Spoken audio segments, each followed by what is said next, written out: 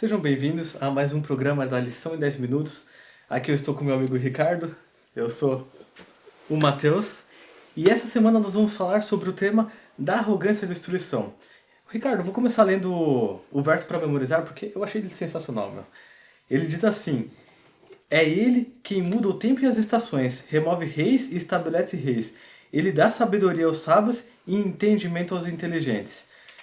E aí isso começa a ficar mais claro quando a gente vê que o tema da lição está falando sobre Belsazar e a queda da Babilônia.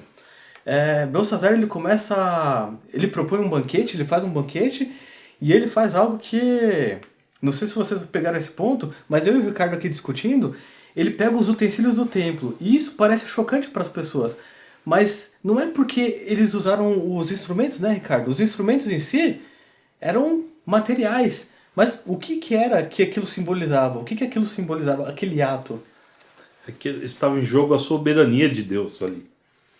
Porque eles estavam num culto de orgia, eles estavam ali numa posição ruim, assim, de bebedice, de orgia, e no caso eles estavam falando que o Deus deles era muito superior ao Deus de Israel e eles estavam desprezando o Deus de Israel. Até porque eles não utilizaram as ferramentas dos deuses deles, né? Ou seja, dos deuses deles, respeito. Agora, do Deus de Israel, a gente pode pegar, a gente pode trazer para nossa festa, a gente pode fazer graça com eles. Ou seja, era um sinal claro de desprezo por Deus, né? Pelo Deus de Israel. E aí, no meio dessa situação toda, Deus aparece, não completo, mas aparece uma mão e escreve na parede uma mensagem. E isso deixa todo mundo chocado. E assim, quando chegou nesse estágio, não era um estágio que Deus estava avisando, é um estágio que Deus só estava. Deus não estava querendo que eles mudassem a atitude, Deus já estava no momento que ele só estava falando: olha, vai acontecer tal coisa. E tipo, o que estava escrito ali, né? Por que Deus usou essa maneira de se comunicar? Ali foi escrito em aramaico, né? E os sábios até conseguiam ler isso. Mas só que eles não queriam falar pro rei que ali, ó, o que está dizendo aí é que você foi pesado e achado em falta, né? E que o seu reino iria passar. Então, eles não quiseram se intrometer nisso. Tanto é que o rei até falou a terceira posição do reino, né? Porque ele era o primeiro, o pai dele era o segundo no reino e o terceiro lugar seria para essa pessoa que explicasse. E precisou da vó de Belsazar chegar para ele e falar: olha, na época do teu vô tinha um que explicava todos esses assuntos, que era o Daniel, que era servo do Deus Altíssimo, né? E assim, Ricardo, explica melhor assim que acho que o pessoal vai achar interessante. Belsazar não sabia quem era Daniel. Alguém que foi tão relevante assim em todo o reino da Babilônia, né? Ocupou uma posição de tanto destaque. Ele não sabia quem era Daniel? Como assim, né? Como que isso aconteceu? A questão que nós estamos falando, essa lição vai focar muito, está falando do orgulho à ruína, né? Então, o orgulho da pessoa, ela impede esse espaço para as coisas boas. Então, ela só pensa nos próprios prazeres e na coisa pessoal mesmo. Ele se coloca como um Deus. E aí Daniel, que tinha aconselhado o vô, tudo, e falou que o próprio reino iria passar, ele não queria aceitar essa realidade. Ele achava que o reino de Babilônia seria eterno, assim como o próprio Nabucodonosor achou no episódio da estátua, e também reconheceu que ali que Deus estava no controle de todas as nações e dos tempos, e ele que colocava os reis e tirava os reis. E é bem interessante, né? É meio que se fosse a maneira de Belsazar de contrariar Deus. De falar: olha, Deus, você falou que você controla as coisas, que esse reino não vai durar para sempre, mas eu controlo sim. E é o que eu vou fazer. Sabe aquela pessoa que foi influente, que deu todas essas mensagens que o Senhor usou? Olha, eu vou desprezar ele, porque eu não preciso dele. Porque quem controla o meu reino sou eu. O orgulho que, né, a gente falou. E aí você tocou num ponto interessante, né? Os sábios dali, eles até entendiam o que estava escrito. Eles não sabiam o significado por trás. Mas meio que estava subentendido. Eles sabiam que a Medo-Pérsia estava ao redor deles ali, não cercando a cidade necessariamente, mas estava ameaçando um ataque. E quando eles viram aquelas palavras, eles sabiam que boa coisa não era. E nenhum deles queria se arriscar a ir lá e chegar pro rei e falar, olha rei, a realidade é que... E você vê como que Deus age, né? Até por entre pessoas que não têm a fé em Deus.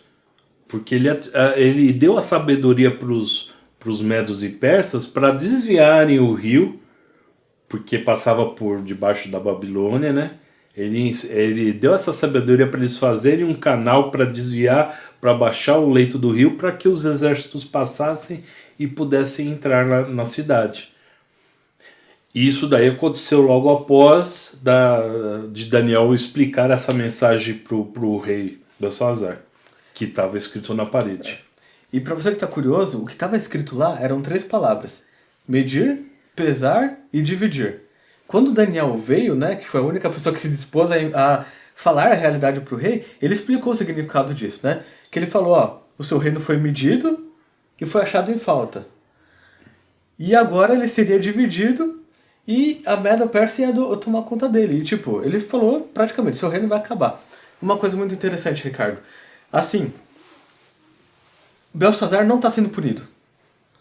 Vou explicar o que eu quero dizer com isso pro Ricardo e pro pessoal que está nos assistindo. Deus já tinha falado que a Babilônia ia cair uma hora. Ou seja, tanto se fosse Belsazar quanto se fosse qualquer outro rei, a Babilônia ia cair. Qual seria a diferença se Belsazar seguisse a Deus? Seria uma transição menos agressiva, né? Provavelmente. Porque não precisaria ele até ter morrido nessa incursão, né, das tropas medo-persas. Então, a questão é a gente entender. Não é fácil para a gente receber uma mensagem assim, olha, chegar para você e falar, olha, amanhã você não vai estar mais na empresa, vai ter outra pessoa no teu lugar. Você não vai aceitar. É difícil a gente aceitar essas. Por mais que você se esforça, faz de tudo para atingir aquele objetivo, e quando você chega uma pessoa superior e fala, olha, a partir de hoje você não vai ter mais, é complicado. E eu acho que foi isso que o próprio rei sentiu lá, né? Porque ele sabia que o reino dele ia passar, mas só que ele não queria aceitar essa verdade. É interessante isso, porque quando a gente fala de orgulho, às vezes é um pouco complicado, porque a gente pensa assim, nossa, qual o problema de ouvir as minhas necessidades? Não é nós vermos nossas necessidades. Mas em todos os episódios, com os 6 que foram descritos em Daniel ali na Babilônia, todos eles não queriam as suas necessidades. Eles queriam enfrentar a Deus. A oposição que eles colocavam a Deus era claro. E é isso que o orgulho representa. O orgulho não representa você fazer algo que você precisa ou que você queira. Deus ele nos deu esse mundo enorme para nós vivermos e aproveitarmos. Mas o orgulho é a oposição clara contra Deus. É você querer tomar o lugar de Deus. É você falar, olha, eu acho que você, Deus, não é tão bom assim. Eu acho que as minhas decisões, o meu modo de viver, o que eu faço, é melhor que você. Que era o que Belsazar fazia. Eu não sei o que aconteceria se Belsazar tivesse aceitado a Deus. A certeza que eu tenho é que Deus ia fazer ele passar de uma maneira boa. Alguma coisa Deus ia guiar ele. Da mesma maneira que ele guiou Daniel todo esse tempo. Ele poderia guiar Belsazar. E o que eu estou querendo focar aqui é que não entenda como Deus punindo alguém só porque alguém não seguiu ele. Deus ele tem um controle de todas as coisas, sempre teve. E aqui Deus só estava falando assim, já ia acontecer. Aconteceu que você não quis me seguir. Mas isso é uma escolha sua. Mas eu continuo tomando conta. Não é porque você escolhe me seguir ou não que eu abro mão de cuidar das coisas. Vamos traçar um paralelo. Daniel estava na realeza e passou a ser escravo. E a reação de Daniel com tudo isso. E Belsazar, sabendo que poderia o reino dele passar, qual que foi a reação dele? Isso já explica a lição. Porque a questão é hoje relacionamento. Se você não tem relacionamento com Deus, infelizmente a nossa reação vai ser igualzinha a de Belsazar. Sim. E aí, pegando essa pontinha, Ricardo, eu queria te perguntar uma coisa. A lição, pra nós, pra sua vida prática, o que você vê nela? Do tipo assim, pô, eu li isso aqui e eu consegui enxergar isso na minha vida. Eu vi que, nossa, isso aqui eu aplico na minha vida. Simples assim. Eu dependo totalmente da graça de Deus. Eu não tenho mérito nenhum em nada que eu faço. Deus é que me capacita em tudo. Deus que me deu tudo. Então eu devo a Ele toda a minha honra e toda a minha servidão para que Deus possa ser glorificado e seja comunicado a todos.